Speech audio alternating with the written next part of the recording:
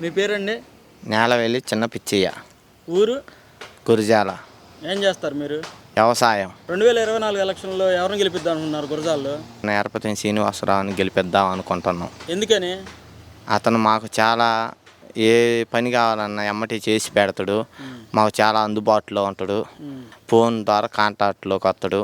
ఎవరో ఒకరి చేత మాకు ఎమ్మటి పని చేపిస్తాడు. నీకు రైతులకి గత ప్రభుత్వంలో బాగుందా, ఈ ప్రభుత్వంలో బాగుందా? ఈ ప్రభుత్వంలో ఏం బాగా పరమ వరస్ట్గా ఉంది.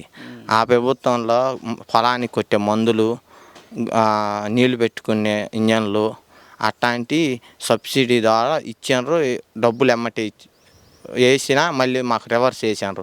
ఈ ప్రభుత్వంలో సబ్సిడీలో ఇచ్చినట్టు ఇచ్చారు, డబ్బులు తీసుకుంటారు. ఇంతవరకు సబ్సిడీ లేదు, ఏం లేదు. గన్నులు కూడా ఇయ్యారు. రైతు భరోసా కేంద్రాలు పెడతాం వల్ల అన్నీ దండగలే, ఏం ఉపయోగం లేదు. దానివల్ల ఆ కట్టిన కట్టుబడులు అవన్నీ దండగ తప్పితే ఏం ఉపయోగం లేదు. అన్నీ కల్తీలు కానీ 4 క్వింటాలు ఏం పత్తి 7 క్వింటం కూడా కాల, 1 క్వింటం కూడా కాల. ప్రతి ఒక్క రైతు 7 పత్తి తోడపోతే మొత్తం పుచ్చైంది, మిరగాయలు తోడపోతే ధరలు లేవు. మాకు గిట్టుబాటు ధరలు లేక మిరగాయలు ఇంత పంట పండి ఇంత 50 ఎమ్మెల్యేలు బుడ్డి 4,000 అమ్ముతుంది. కింట మిరగాయలు 2 గోతాలు మిరగాయలు 5,000 అమ్ముతున్నాయి. ఏం ఉపయోగం చెప్పు? ఒక మందు ఖరీదా కింటం కాయలు ఎంత చేస్తున్నా, ఎండకి ఎండి వానకు తడిసి ఈ మూతను చేస్తున్నా, చలికి ఈ మూతన ఉపయోగం లేని ధరలు.